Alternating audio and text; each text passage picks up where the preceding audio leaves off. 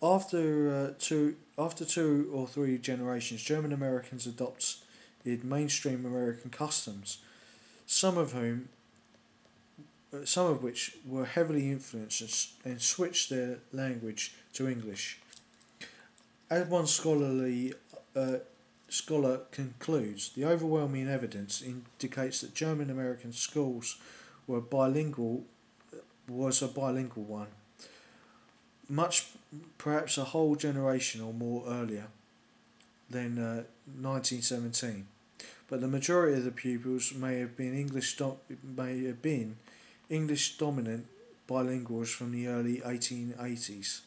By 1914, the older members attended German language church services, while the other ones attended English services in Lutheran, evangelical, and Catholic churches. In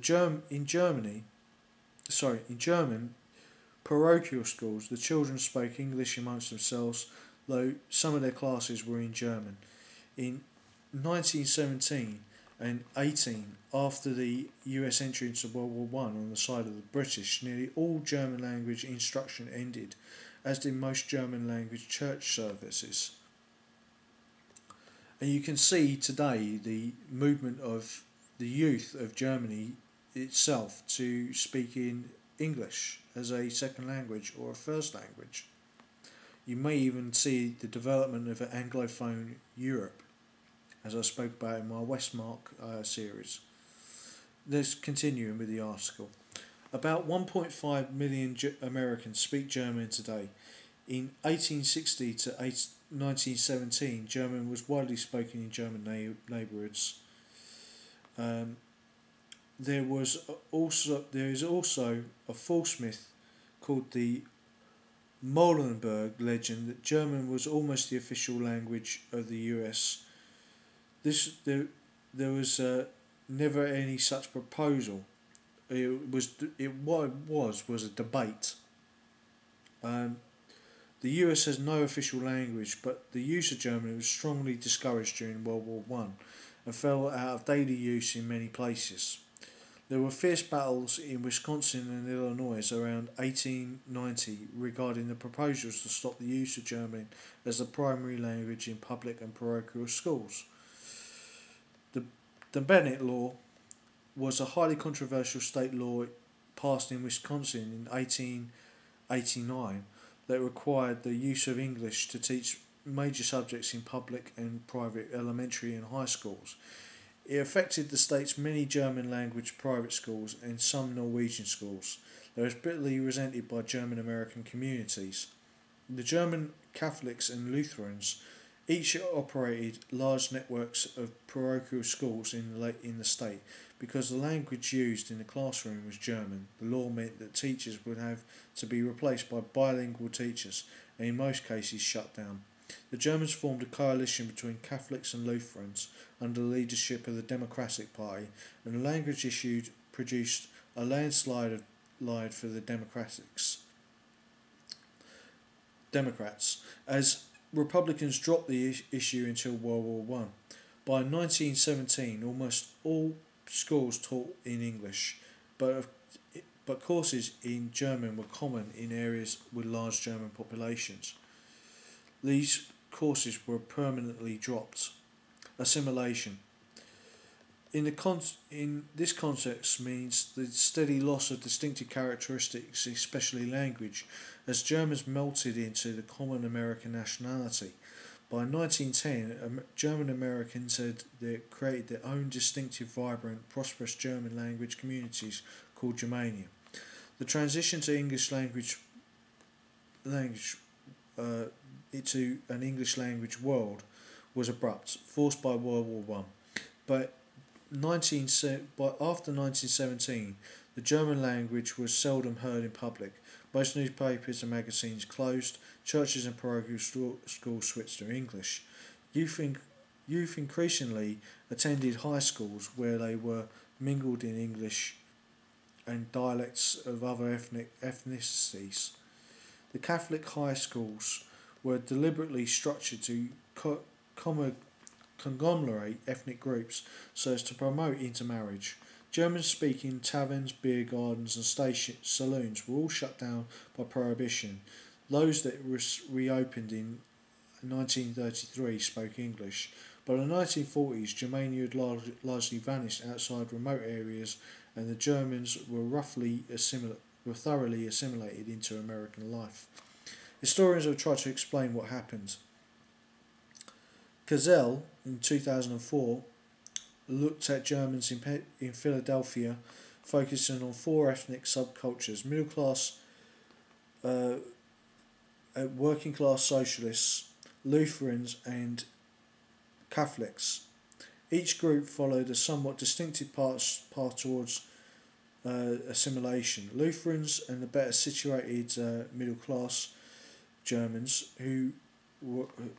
with whom they often overlapped, after World War One, abandoned the last major German characteristics and redefined themselves as Old Stock or Nordic Americans, stressing their colonial roots in Pennsylvania and distracting themselves from more recent immigrants. On the other hand, working class and Catholic Germans, groups that heavily overlapped, lived and worked with Irish and other European ethnicities. They also gave up German characteristics but came to identify themselves as white ethnics,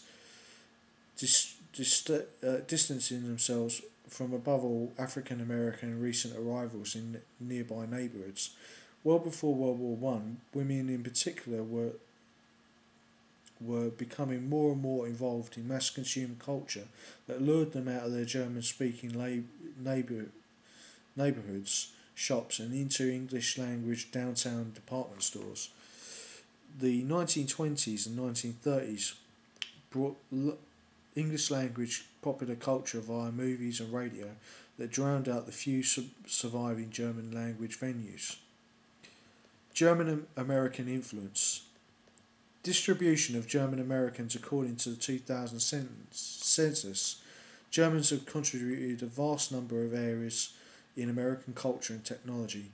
Baron von Steuben, a former Prussian officer, led the reorganization of the US Army during the War for Independence and helped make the victory against British troops possible. The Steinway and Sons piano manufacturing firm was founded by immigrant Henry E. Steinway in 1853. German settlers brought the Christmas tree custom to the United States. The Studebakers built large numbers of wagons during the Western migration. Studebaker, like the Duesenberg brothers, later became an important early automobile producer.